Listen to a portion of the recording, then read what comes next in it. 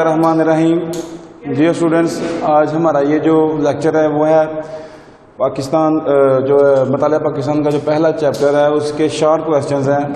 ठीक है, मैं आपको थोड़ा सा डिफाइन कर देता हूँ। इसमें जो सबसे जो पहला शॉर्ट क्वेश्चन है वो है यूनियन काउंसिल के 2 फ़राइज़ तहरीर करें।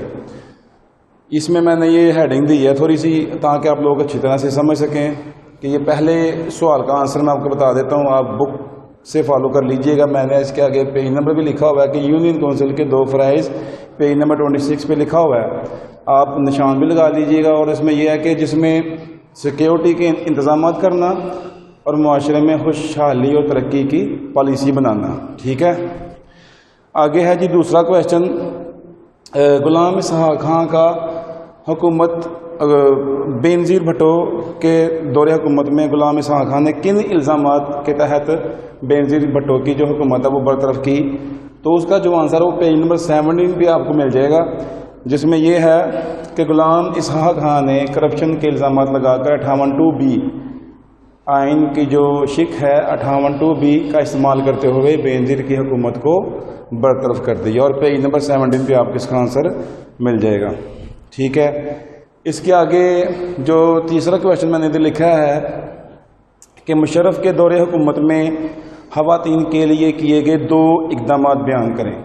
मुशर्रफ के दौरे हुकूमत में जो 2 इक़दाम ख़वातीन के लिए उसने किए वो ये हैं कि एक तो ट्रैफिक वार्डन्स भर्ती की, ठीक है, और स्टेट बैंक के गवर्नर शमशाद अख्तर को बतौर गवर्नर जो है वो भर्ती किया।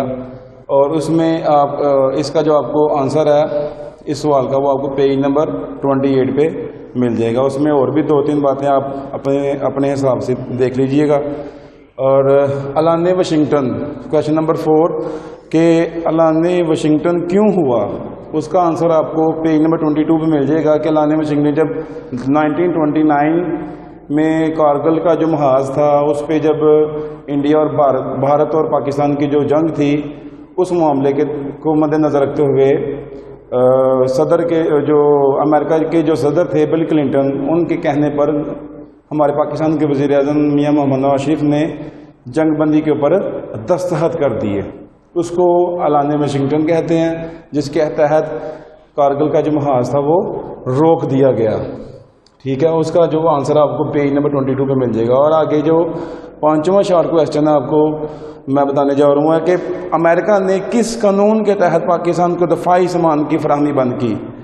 अमेरिका ने किस कानून के तहत पाकिस्तान को दफाई सामान की फराहमी बंद की? तो उसका आंसर मैंने आगे लिखा हुआ है कि अमेरिका ने पाकिस्तान को प्रेसलर तरमीम के तहत दफाई साजो सामान की फराहमी बंद कर दी। तो ये 5 जो शॉर्ट क्वेश्चन हैं ये आप लोग तैयार कीजिएगा। इंशाल्लाह ताला अगले लेक्चर में हम नेक्स्ट 5 क्वेश्चन जो हैं वो रेडी करेंगे। अल्लाह हाफिज़।